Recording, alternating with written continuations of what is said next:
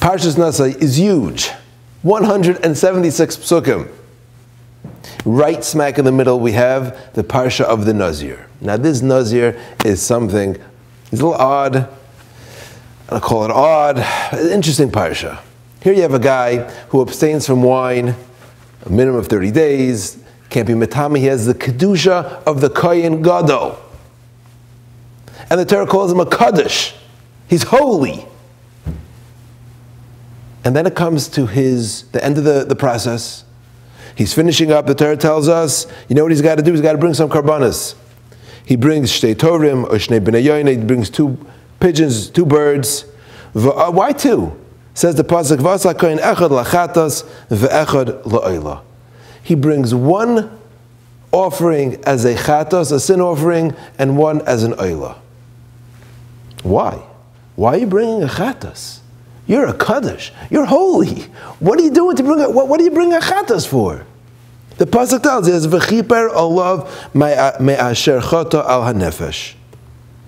He brings a kapara that he sinned on his soul. He did some chait here. This guy, here he is. He's someone who's working hard. He wants to grow. He wants to become elevated, to become more spiritual. So he abstains from wine. He abstains from tumah. And at the same time, and he's called a chayta? He sinned? Rashi tunes us in here. Rashi tells us, Rebbe Elazar HaKapar Omer, Shetzir atzmai min hayayin. Shetzir atzmai min hayayin. The kapara he's bringing al hanefesh is because he abstained from wine. And it was painful, it was hard. He was mitzar himself. He pained himself by abstaining from wine, and because he was mitzar the guf, because he pained himself, he needs kapara. So he's a kaddish. He's a holy man. But he pained himself. He hurt himself. We don't want you hurting yourself. All right, sounds good. But we have a little bit of an issue with this. And that's as the Teres Avram, Rabbi Avram Grudzinski, who was the mashkiach in Slabotka, in the heyday of Slabotka. He says, 1 second. We'll go back a few parashas to Parshas Kedoshim. And there's a mitzvah there, Kedoshim, to you, to be holy. And the Ramban says, you know what that means? That means you should be a parish. You should separate yourself from this, worldly things. Tanugei Olam Hazeh. Is to elevate oneself. So you abstain a bit. You stay away from the tanugam of Olam Hazeh, the delicacies and the delights. You don't need everything. And that's Kedoshim, that's a mitzvah. So what's going on here? The Nazir does that. He's called a chayte, he's called a sinner. And the Ramban says that a Talmid Chacham, someone elevated stature, would like to be parish, who would like to reach the level of Kedoshim to you, abstain. He doesn't bring any carbon. So what's going on here? So the Teres Avram Grudzinski, he explains as well. He says there are 2 mahalchim, and really for 2 different types of people. And he says, what are the 2 mahalchim? There's a mahalach of, I'm so engrossed and I'm so stuck in these worldly things, in gashmias, in materialism. I'm stuck in materialism that I got to get out of it.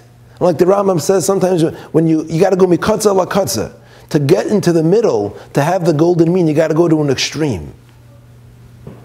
So the extreme is not the place you want to be. You want to be in the middle. And that's one type of mal. Someone it hurts him to abstain from this world and he's engrossed in it. So we go to the other extreme. So, but there's another mahalach. There's another way to get to that golden mean. There's another way to be able to absolve yourself from materialism, which we're not going to consider you a chayte for, and that's by an appreciation of ruchnius. You see, I can either be mitzar, I can feel the pain of this world and say, oh, this is just terrible, or I have such an appreciation for the finer things in life, for the spiritual, the ruchnius, that the materialism, the mundane, I'm not interested in it.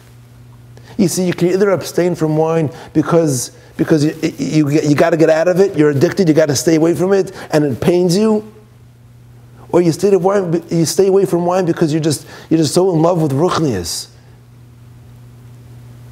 that you don't need that. You don't need that. See, the issue with the Nazir was that he was tzir atzmi min hayayin. That it hurt him to absolve himself to abstain from wine. It hurt him to remove himself from ruchnius. The fact that he had chose the path of avodah, of abstaining in the way that it hurts, that's what we call machaita.